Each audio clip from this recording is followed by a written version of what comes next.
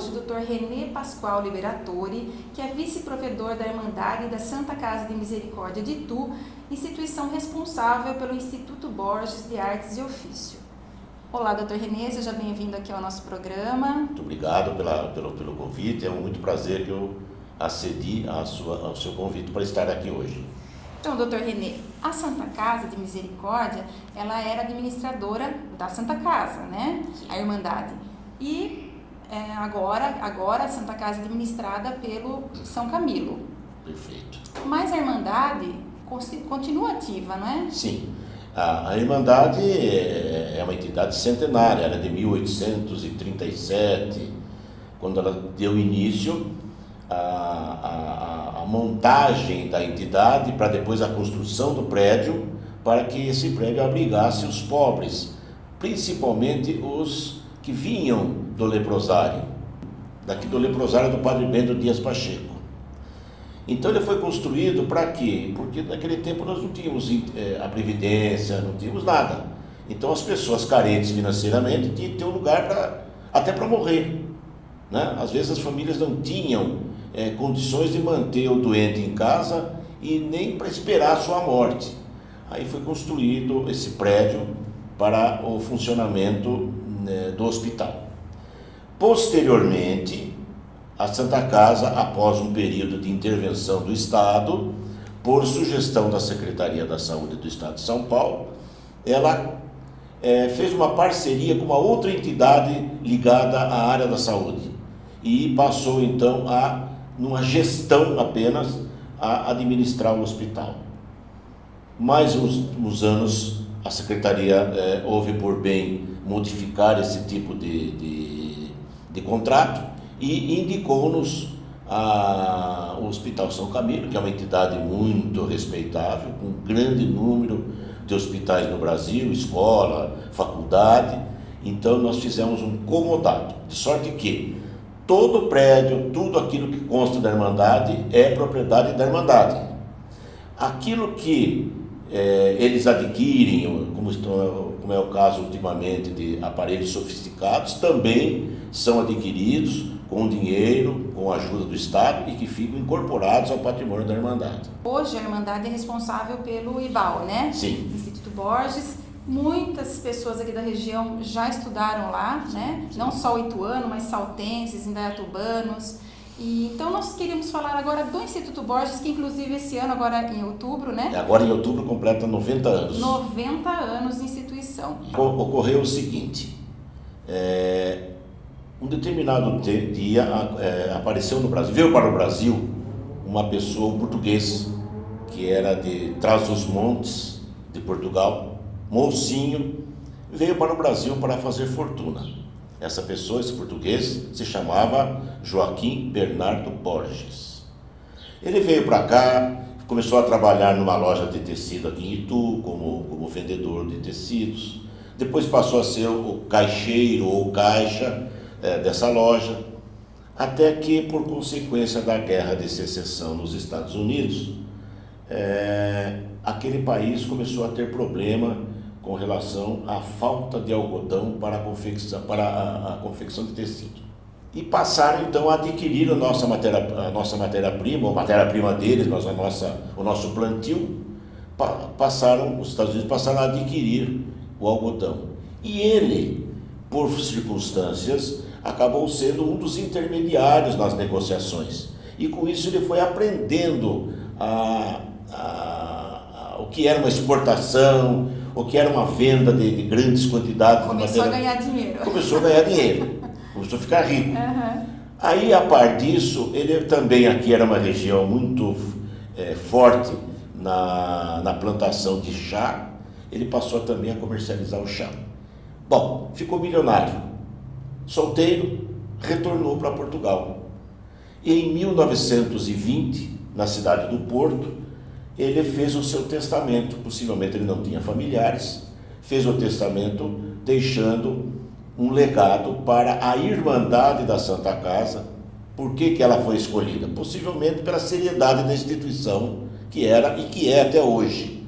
Ele deixou um valor alto para a Irmandade com o seguinte objetivo: que a Irmandade construísse uma maternidade que abrigaria as mães pobres e também uma escola, não com esse nome, porque esse nome é mais moderno, profissionalizante, para que os meninos carentes pudessem frequentar essa escola com o objetivo de aprender uma profissão. Desde que essa escola tivesse o seu nome, assim como a maternidade. Então a Irmandade tinha a Santa Casa, a Maternidade Borges e o Instituto Borges. Parte desse legado é de prédios em São Paulo, parte do legado em apólices. O provedor da Irmandade da época, que recebeu essa notícia surpreendente, devia ser, o que fez? Começou a procurar um local para a construção do prédio. E descobriram uma chácara, que é um quadrado todo, como está até hoje, na Praça Conde de Parnaíba, entre a Praça Conde de Parnaíba e a Rua Santa Rita. E a Irmandade não tinha ainda esse dinheiro para comprar o terreno. Mas o testamento dizia o seguinte, que toda essa construção da Irmandade, da maternidade e também do Instituto Borges, né, da escola, não poderia ser utilizado o dinheiro de fora. Tinha que ser o próprio dinheiro gerado por força daqueles prédios que ele deixou em São Paulo, dos aluguéis. Então, a Irmandade não tinha condições de comprar um prédio, um lugar grande para fazer a escola e, ao mesmo tempo, não se utilizar de verba dos outros para a construção do prédio. O que fez o provedor? Do seu bolso, comprou a chácara, que era da família Bordini, comprou a chácara, antecipou o dinheiro, pagou e começou a construção. Evidentemente que recebeu depois de volta esse dinheiro. Agora, na época, queria-se fazer uma escola muito bonita, um prédio grande, que abrigasse grande número de alunos. O que fez a mesa administrativa da época, liderada pelo provedor? Procurou o escritório de Ramos de Azevedo, em São Paulo, que era o construtor de grandes prédios públicos. Por exemplo, o Liceu de São Paulo, o Teatro Municipal de São Paulo, o Caetano de Campos, em São Paulo, e muitos outros imóveis, prédios que ele construiu. Ele ficou tocado com a história que então foi passada para ele e falou o seguinte: eu faço o projeto e não cobro nada. O projeto nós temos toda a planta ali ainda guardada, e aqui deu início então à construção do prédio, que em 1924 foi inaugurado, ou seja, 4 anos após o legado deixado pelo Joaquim Bernardo Borges. Em 4 anos foi construído aquele prédio. Já estava pronto. Pronto o prédio. O prédio é exatamente como estava no original. Inclusive a pintura, a cor da pintura? A cor da pintura é preservada mais ou menos assim. A única diferença que teve ali, grande, é que todo o prédio não tem cimento. Ele não tem viga baldrame. O prédio é assentado em lajes, como era antigamente, e não tem uma trinca no prédio. Então, o piso era todo, como é até agora, de assoalhado. E aquilo era limpado com criolina e água e vassoura. Até que um dia eu estava olhando lá uma parte de um piso, que eu vi que eles tiveram que fazer uma reparação, e eu vi que, removendo aquela casca escura, tinha uma madeira bonita. Então eu fiz um teste, chamei uma pessoa lá, por minha conta mesmo, fiz um teste no quadrado de raspar o chão. Conclusão, ficou aquele assoalhado bonito, foi passado todo o sinteco, colocamos cortina em todas as janelas, e a preservação do prédio continua até hoje.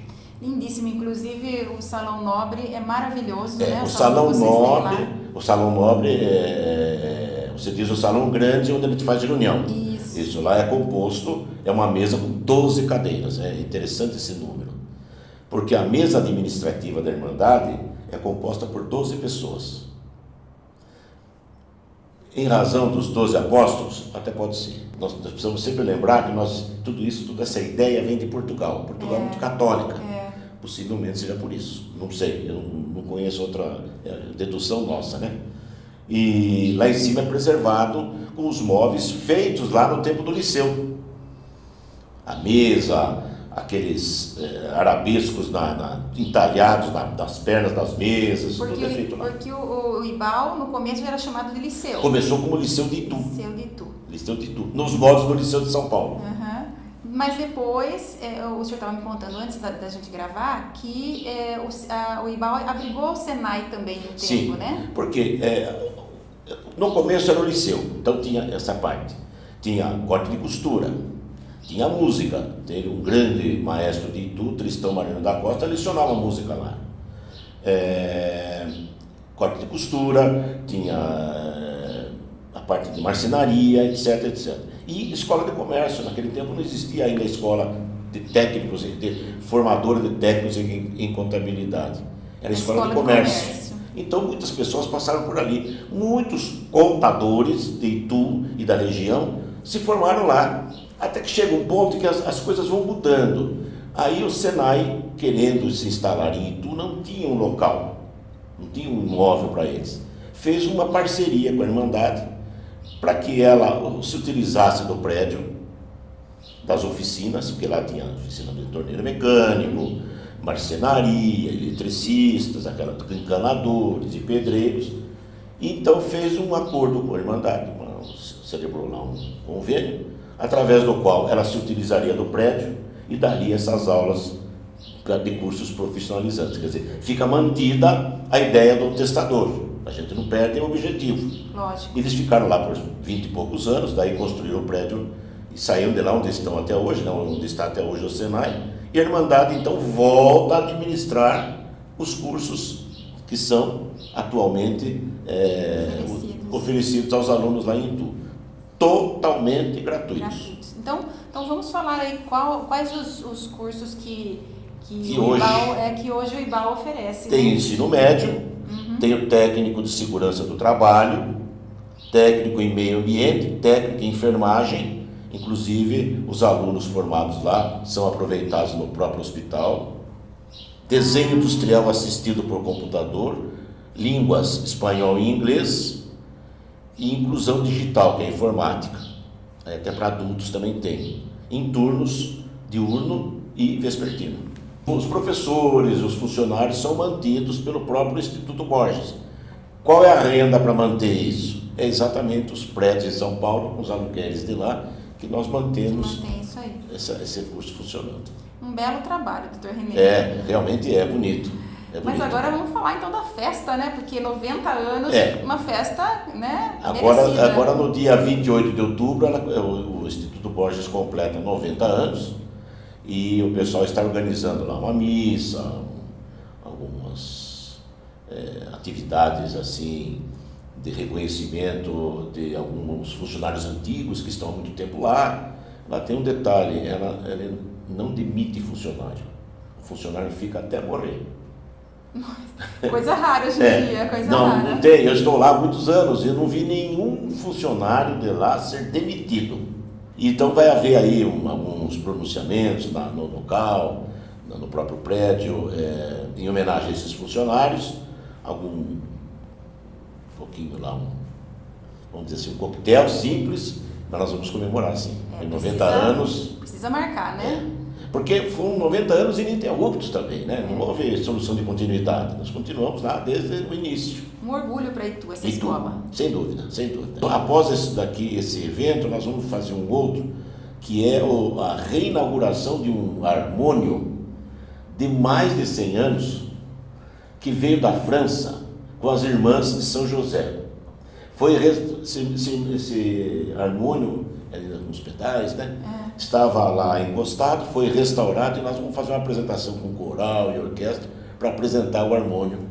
Vamos fazer esse evento. Eu quero estar lá. Nós vamos fazer, claro, nós vamos fazer isso lá no IBAL. Obrigada, doutor René. Leve o nosso abraço aos alunos do IBAL. E obrigada a você que nos acompanhou por aqui. Se você gostou, dê um like, curta, comente, inscreva-se no nosso canal. Ou então, curta a nossa página no Facebook. Obrigada e até o próximo.